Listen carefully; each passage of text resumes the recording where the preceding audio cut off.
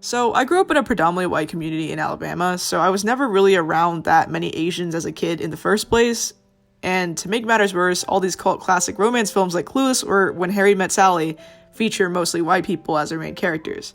It made me feel so ashamed of my culture and who I was. I bandaged my identity with indie quirk and whiteness in hopes that people would like me more. Y'all remember that phase where movies like Juno and Nick and Nora's Infinite Playlist were the ultimate idea of romance goals? Yes, I too was one of those girls that wanted so desperately to look like Zooey Deschanel or Ellen Page. I love the Smiths. Sorry? I said I love the Smiths.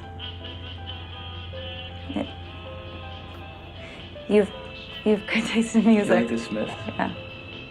To die by your side is such a heavenly way to die. I love them.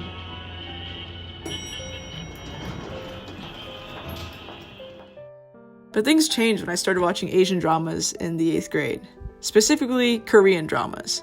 And no, a K-drama is not a dramatic film like Parasite or Burning. Okay, those are Korean films that are dramatic films from Korea, but they're not the same thing.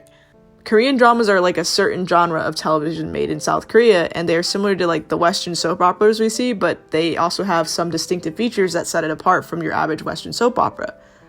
Like the really evil CEO stepmom, or like the really rich kid that is a total jerk but falls in love for the poor, humble girl.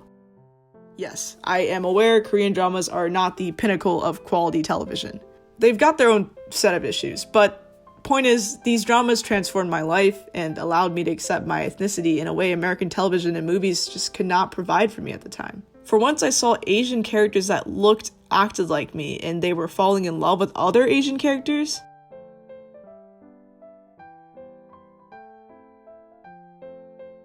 There was no racist dragon lady portrayals or complete caricatures of Asian men. Asian women were the main characters and they were all cute and endearing characters we rooted for. Asian men were portrayed as masculine and charming and completely the opposite of mainstream Hollywood media at the time. In these dramas, there were cultural tropes that I identified with in my own life, like characters showing their concern for each other through calling and asking if the other has eaten yet, foods I grew up eating that people around me considered gross or weird if I brought them to the lunch table. I do want to say being an Asian from an Asian country versus an Asian in America is completely different. I don't want to minimize or make a one-size-fits-all claim here because it's just simply not that. But it was pretty cool to see the change in what I perceived as beautiful in America due to being exposed to these Asian dramas. Like, instead of covering my eyes with black eyeliner to try to mimic Zooey Deschanel's eyes, I started doing my makeup like the Asian woman I saw in the Asian dramas. Same thing with the way I dress, which I kind of do look back and I'm like cringing and like cat ears, but okay. I try to mimic the cutesy oversized sweatshirts, thigh-high socks, and Peter Pan collar shirts that the woman in the dramas wore. I think every kid, especially at the age of like 8th grade, freshman year, wants a role model. And for me, I didn't really have one being Asian American, so I turned to Korean dramas to find that. I can really credit it to the beginning of my journey of accepting myself for being Asian American. So why do I bring all this up now? Haven't things gotten considerably better since I was a kid in terms of representation? Yes, 100%. But I do see the same insecure struggles I face as like an ethnic teenager while scrolling on TikTok or watching TV nowadays, and they're just manifested in different ways.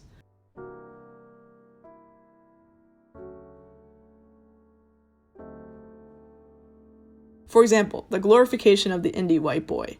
When I scroll on TikTok, I often pass posts where people are discussing their type, and it's literally like young Leo DiCaprio or a bunch of other random white men from the 70s or 90s.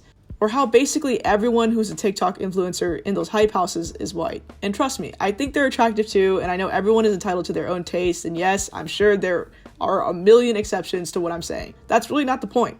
The point is, it makes me remember how young Christina, who was surrounded by the same indie white culture, felt, and how much self-hatred and damage that brought because I could never live up to those standards. It's no one's fault, really, it's just how culture is. We're still a long ways from normalizing marginalized people.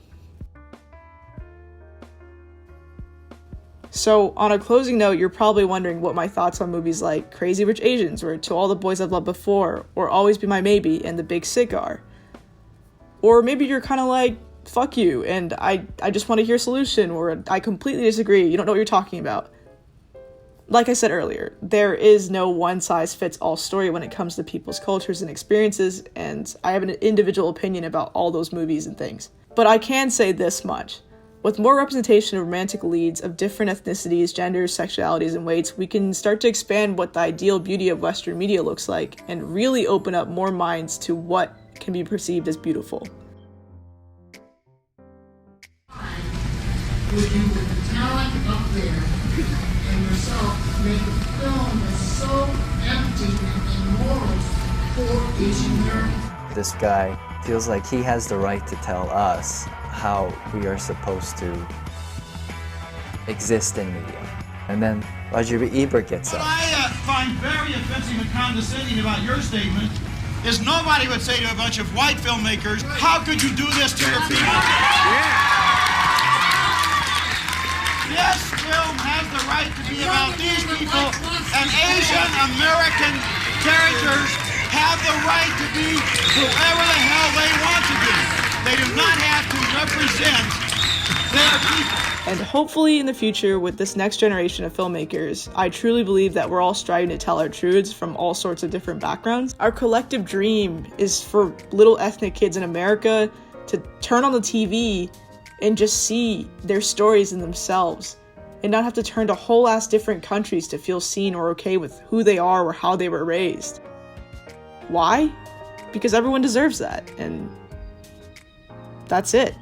So with all that said, that's the video for this week. Thank you guys for watching, and I will see you guys in the next one. Do